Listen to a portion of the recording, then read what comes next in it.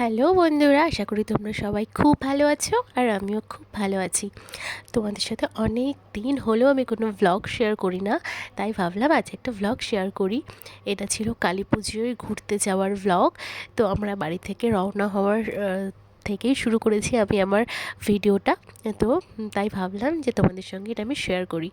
তো এই যে আমরা সবাই মিলে গিয়েছিলাম টোটোতে করে আমাদের শহর জলপাইগুড়িতে ঠাকুর দেখতে। আমাদের এখান থেকে জলপাইগুড়ি বেশ খানিকটাই দূর, প্রায় 12-13 কিলোমিটার হবে। তো যেহেতু পুজোর মধ্যে বাইক নিয়ে ঢুকতেও দেয় না আর টোটো নিয়েও ভেতরে ঢুকতে দেবে না, সেজন্য আমরা টোটো রেখে টোটো থেকে নেমে এই যে চলে যাচ্ছি ঠাকুর দেখতে। তো প্রথমেই আমরা গিয়েছিলাম নবারুণ সংঘ, যেটা হচ্ছে জলপাইগুড়ির গোমস্তাপাড়ায় হয়েছিল রামেশ্বরম মন্দির, তামিলনাড়ুর। তো সেটা দেখতেই ফার্স্ট গিয়েছিলাম। আর রাস্তায় তো অনেকগুলোই ঠাকুর তোমাদের আমি দেখালাম, তোমরা দেখতেই পেলে আমার ভিডিওতে। তো সেগুলো সব পুজোই তো পুজো, কোনোটা ছোট বা বড় নয়, সব পুজোই সমান। তো আমরা এখানে বিশেষ করে দেখতে গিয়েছিলাম এই রামেশ্বরম মন্দিরের আদলে তৈরি যে মণ্ডপটি, সেটিই দেখতে গিয়েছিলাম। আর মায়ের মূর্তি তো সব জায়গায় একই রকমের। তো এখানে ছিল প্রচণ্ড ভিড়। দেখতেই পাচ্ছ তোমরা যে ভিতরে ঢোকার সময় সামনে কত লোকজন, পেছনেও প্রচুর ভিড়। তো ঠেলে ঠেলে ঢুকতে হচ্ছিল। তো তার মধ্যে থেকেই আমি তোমার এই মণ্ডপটি দেখানোর চেষ্টা করছিলাম। তো ভিড়ের মধ্যে যতটুকু পেরেছি আমি ভিডিও করতে, ততটুকুই আমি তোমাদের সঙ্গে শেয়ার করছি। তো রামেশ্বরম যেহেতু রামের মন্দির, তো এখানে মায়ের মূর্তি নেই, পাশেই একটি ছোট্ট জায়গায় পুজো হয়েছে যেখানে মায়ের মূর্তি দেওয়া ছিল সেখানে। তো সেখানে আমরা ঢুকতেই পারিনি। প্রথমে ভেবেছিলাম ভেতরেই হয়তো মায়ের মূর্তি আছে, তো তার জন্য আমরা প্রথমেই মণ্ডপে ঢুকে গিয়েছিলাম।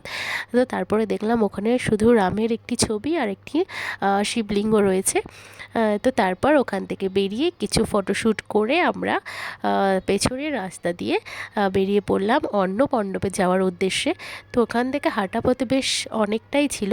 আর তার পথে এই একটা মণ্ডপ পড়েছিল, সেখানেও আমরা ঢুকেছিলাম।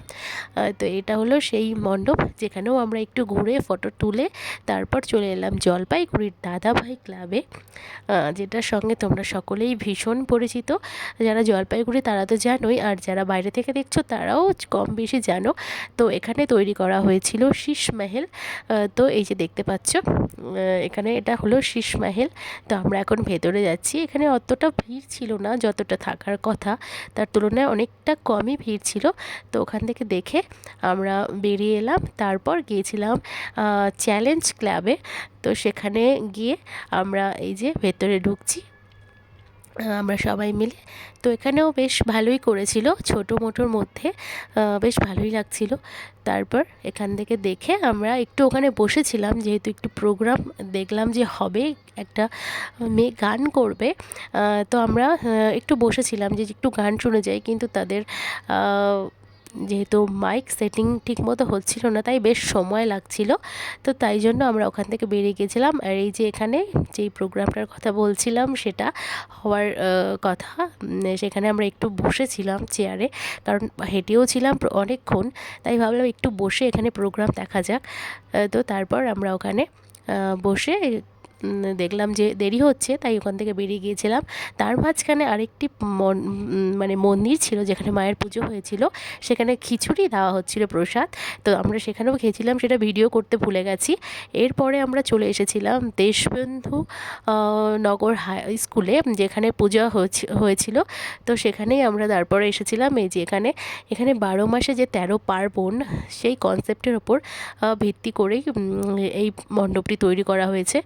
তো এখানে বৈশাখ থেকে শুরু করে চৈত্র মাসে যা যা প্রোগ্রাম হয়, আমাদের বাঙালিদের যা যা উৎসব হয়, এগুলো এখানে এই সব কিছুই দেখানো হয়েছিল। তো এটা তোমাদের সঙ্গে আমি শেয়ার করলাম। যেহেতু ভিডিওটা ভীষণ বড় হয়ে যাচ্ছে, সমস্তটা আমি তোমাদের সঙ্গে একটি ভিডিওতেই শেয়ার করছি, তাই জন্য আমি এখানে একটু স্পিডে তোমাদের দেখিয়ে দিলাম। আর যারা দেখেছো তারা তো দেখেইছো, আর যারা দেখোনি তারা একটু কষ্ট করে দেখে নিও। আর এটা হলো আমাদের জলপাইগুড়ির এসি কমার্স কলেজ, যেখানে এখানের মুনলাইট ক্লাব বলে সেখানে তৈরি করা হয়েছিল একটি স্পেস সেন্টার ইসরো। তো সেটাও তোমাদের সঙ্গে শেয়ার করলাম। আর এখানে সামনে বাজি ফাটানো হচ্ছিল, তো দেখতে ভীষণ ভালো লাগছিল, তাই তোমাদের সঙ্গে ওটাও শেয়ার করলাম। তারপর আমরা ওখান থেকে বেরিয়ে চলে গিয়েছিলাম, এটা হলো আমাদের যোগমায়া কালীবাড়ির পাশে একটি ছোট্ট, যেখানে প্রতি বছরই বাচ্চারা এরকম পাহাড় তৈরি করে, আর মহাদেবের একটি ছবি দেখতে পাচ্ছ। তো এখানে গত বছরও গিয়েছিলাম, বেশ ভুতুরে ভুতুরে সুন্দর ওরা একটা কনসেপ্ট দিয়ে তৈরি করে এখানকার প্যান্ডেল, পাহাড়টা। তো সেটা দেখে আমরা তারপরে গিয়েছিলাম একদম আমাদের জলপাইগুড়ির এফডিআই স্কুলে, যেখানে খুব সুন্দর প্রোগ্রাম হচ্ছিল। তো ওখানে প্রোগ্রাম কিছুক্ষণ দাঁড়িয়ে ওখানেও প্রোগ্রাম দেখেছিলাম আমরা, খুব সুন্দর গান হচ্ছিল। তো গানগুলো আমি তোমাদের শোনাতে পারছি না, কারণ কপিরাইটের ইস্যু আছে। তো যখন তখন কপিরাইট দিয়ে দিতে পারে, নাহলে আমি তোমাদের সঙ্গে অবশ্যই শেয়ার করতাম গানগুলো। ভীষণ সুন্দর গান যিনি করছিলেন, ভীষণ সুন্দরই গলা, বেশ ভাল লাগছিল শুনতে। তো আমরা দাঁড়িয়ে কিছুক্ষণ প্রোগ্রাম দেখার পর তারপরে প্যান্ডেলের ভিতরে গিয়েছিলাম, যেখানে পুজো হয়েছে সেখানে। তো এখানে দাঁড়িয়ে দাঁড়িয়ে আমরা প্রোগ্রামই দেখছি, বেশ ভালো লাগছিল, দাঁড়িয়ে দেখতেও ভালো লাগছে, মানে এত সুন্দর করে গান করছিলেন উনি, যে দাঁড়িয়ে থেকেও আমাদের প্রোগ্রামটা দেখতে বেশ ভালো লাগছিল। আমার তো আসতেই ইচ্ছে করছিল না, কিন্তু বাড়িতে তো আসতেই হবে, তাই জন্য বেশিক্ষণ দেখিনি, 2-3টে গান শুনেই আমরা ওখান থেকে বেরিয়ে গিয়েছিলাম। এই যে এখানে গান করছে, আর এখানে জনসমাবেশ তো দেখতেই পাচ্ছ তোমরা, প্রচণ্ড ভিড়, বসার তো কোনো জায়গায় নেই, বেশিরভাগ লোক দাঁড়িয়েই ছিল। তো তারা সবাই এখানকার যে সাংস্কৃতিক প্রোগ্রাম হচ্ছে সেটা ভীষণভাবে এনজয় করছিল। সবাই প্রায় এখানেই, বেশিরভাগ দর্শনার্থী এখানে বসেই প্রোগ্রাম দেখছিল। তো এখানে বিভিন্ন গান হচ্ছিল, 90s গান এবং শ্যামা সঙ্গীত। আমরা যখন ঢুকছিলাম মণ্ডপের ভেতরে, তখন শ্যামা সঙ্গীত করছিলেন উনি একটা, ভীষণ সুন্দরভাবে, মানে মনেই হচ্ছিল না যে কেউ গান করছে, মনে হচ্ছে বাজানো হয়েছে কোনো অডিও। তো তারপর ওখান থেকে আমরা এই যে মণ্ডপের ভেতর ঢুকছি, আর আমি একটু ঢং মেরে একটু ভিডিও করলাম, কারণ পুরো ভিডিওতে আমি তেমনভাবে আসিনি, তাই আমি আমার হাজব্যান্ডকে বললাম যে আমার একটু ভিডিও করে দিতে। তো ও আমার ভিডিও করে দিচ্ছিল। আর এই যে আমরা ভেতরে প্রবেশ করছি, এখানকার মণ্ডপটিও বেশ ভালোই বানিয়েছিল।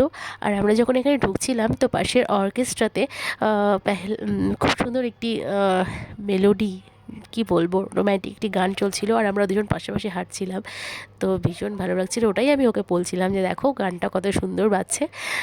তো তারপর এই যে আমি একটু ওর ভিডিও করে নিলাম, কারণ ও ভিডিওতে একদমই আসতে চায় না, তো না বলেই ওর ভিডিওটা আমি একটু ক্লিপ নিয়ে নিলাম। তারপরে এই যে বললাম একটু তো আসো ভিডিওতে, এতক্ষণ ধরে আমরা ঘুরছি, কোনো ভিডিওতে তুমি নেই। তো তারপরে ও এলো। এরপর এই যে আমরা এখানে ঠাকুর দেখে এখন বেরিয়ে যাব।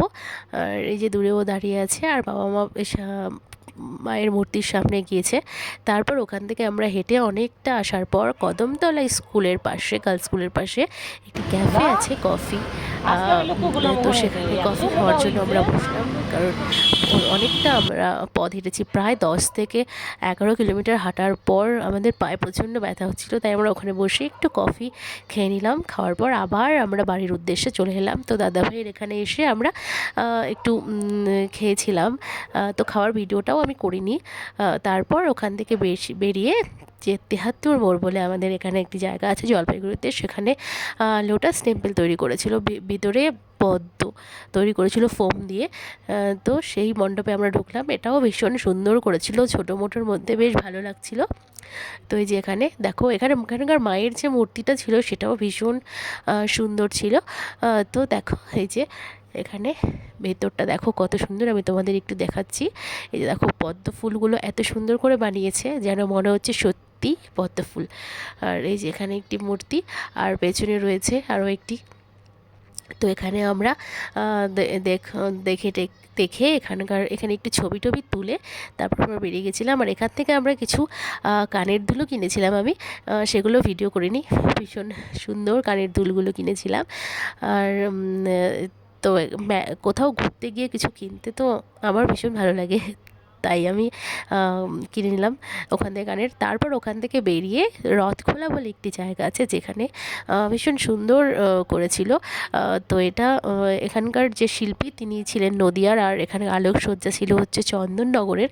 তো এই মণ্ডপটাও ভীষণ সুন্দর করেছিল, ভেতরটা ভীষণই সুন্দর করেছিল, আমার তো খুবই ভালো লেগেছে।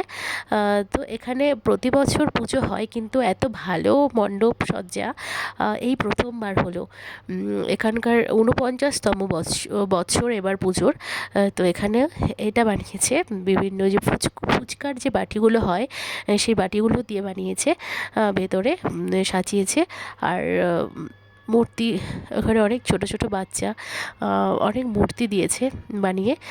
তো সেটাও বেশ ভালো লাগলো দেখে। এই যে ভেতরে তোমাদের দেখাচ্ছি, দেখো মায়ের মূর্তি। তো সব মিলিয়ে পুজো ভীষণ ভালো লেগেছে। আর এখান থেকে বেরিয়ে এখানে দেখলাম বাউল উৎসব হচ্ছে, বাউল গান হচ্ছে। তো আমরা সেখানে একটু সময় বসেছিলাম। এই যে দেখো তোমাদের যে বলেছিলাম বাচ্চারা বানিয়ে দিয়েছে মায়ের মূর্তি, এই যে সেগুলো হলো সেই মূর্তি। তাদের ক্ষুদ্র প্রচেষ্টায় ভীষণ ভালো বানিয়েছে। আগামী দিনে যেন তারা আরও ভালো বানাতে পারে, এটাই আমি আশা করছি, কামনা করছি। তো তারপর আমরা ওখান থেকে ঠাকুর দেখে বেরিয়ে ওখানে যে বাউল হচ্ছিল সেখানে একটু বসেছিলাম বাউল দেখার জন্য, বাউল শোনার জন্য। কিন্তু আমাদের ভাগ্যটা এতটাই খারাপ ছিল যে তখন প্রায় রাত 12:30 পৌনে 1 বেজে গেছে। শেষের দিকে আমরা গিয়ে অর্ধেক গান শুনেছি, তারপরেই বললো যে আজকে আমাদের অনুষ্ঠান আমরা এখানে শেষ করছি। তাই আমাদের আর ভালো মতো শোনা হয়নি বাউল। তো তারপরে ওখান থেকে বেরিয়ে আমরা সোজা বাড়ির উদ্দেশ্যেই রওনা দিয়েছিলাম। আর এখানে মা আর বাবা কিছু ফটোশ্যুট করছিল, তো সেগুলো আমি একটু ভিডিও করে নিলাম। আর এখানে পরে যেহেতু আমার হাজব্যান্ড ভেতরে ঢোকেই নি, তাই আমি ওকে টেনে টুনে ভেতরে ঢুকিয়ে বললাম চলো একটু আমার সঙ্গে ছবি তুলো, কারণ তোমার সঙ্গে আমি ছবি তুলিনি। তো তাই জন্য ওকে একটু নিয়ে গিয়ে ছবি তুললাম। তোলার পর এই যে বেরিয়ে এলাম। আসার পরে এখানে বসেছিলাম বাউল গান শুনতে। কিন্তু ওই যে বললাম ভাগ্য এতটাই খারাপ যে বাউল গান তখনই শেষ হলো। এরপর আমরা আমাদের টোটো করে আবার সেখান থেকে রওনা দিয়ে দিলাম বাড়ির উদ্দেশ্যে। ব্যাস এই ছিল আমাদের কালী পুজোর প্যান্ডেল হপিং, ঘোরাঘুরি, খাওয়া দাওয়া, মজা, আনন্দ। আর এই যেখানে বাউল গান হচ্ছে এগুলোও আমি তোমাদেরকে শোনাতে পারছি না, কারণ কপিরাইট ইস্যু বললামই, তাই জন্য। তো এই সব মিলিয়ে আমাদের দিনটা ভীষণ ভালো কেটেছিল। তোমরা কে কে কোথায় কোথায় পুজো দেখতে গেলে তো আমাকে কমেন্ট করে জানিও। আর তোমরা কোথা থেকে আমার ভিডিও দেখছো সেটাও আমাকে কমেন্ট করতে ভুলো না। আর আমার ভিডিওগুলো তোমাদের কেমন লাগে সেটাও আমাকে কমেন্ট করে জানিও। তো তারপরে এই যে আমরা চলে এলাম বাড়ি। তোমরা সবাই খুব ভালো থেকো, সুস্থ থেকো, আর এভাবেই আমার পাশে থেকো। আর তোমরা পুজোতে কী কী করলে, কেমন মজা করলে সেটা কিন্তু আমাকে জানাতে একদমই ভুলো না। তো আজকের মতো এই পর্যন্তই, দেখা হবে নেক্সট কোনো ব্লগে। তো তোমরা সবাই ততক্ষণ পর্যন্ত ভীষণ ভালো থেকো, সুস্থ থেকো। আর হ্যাঁ, এরপরে কিন্তু একের পর এক ব্লগ আসতেই থাকবে। এরপর 5 ফোটার ব্লগ, তারপর আমরা আমাদের এক ভাগ্নির অন্নপ্রাশনে গিয়েছিলাম, সেই ব্লগও আমি তোমাদের সঙ্গে শেয়ার করব ভেবেছি। কারণ তোমরা অনেকেই আমাকে কমেন্ট করেছো আমার ব্লগ কেন অনেক দিন থেকে আসছে না। তো এই যে আমরা গল্প করতে করতে চলেই এলাম বাড়ি। এই হলো আমাদের বাড়ি, এখন আমরা নেমে পড়বো। তো টাটা, তোমরা সবাই খুব ভালো থেকো, সুস্থ থেকো, আর আমার ভিডিও বেশি বেশি করে দেখতে থেকো, আর আমার ভিডিওগুলো শেয়ার করতে থেকো। আর অবশ্যই আমার চ্যানেলটিকে সাবস্ক্রাইব করে আর ফলো করে আমার পাশে থেকো। তো আজকের মতো শুভরাত্রি আর টাটা।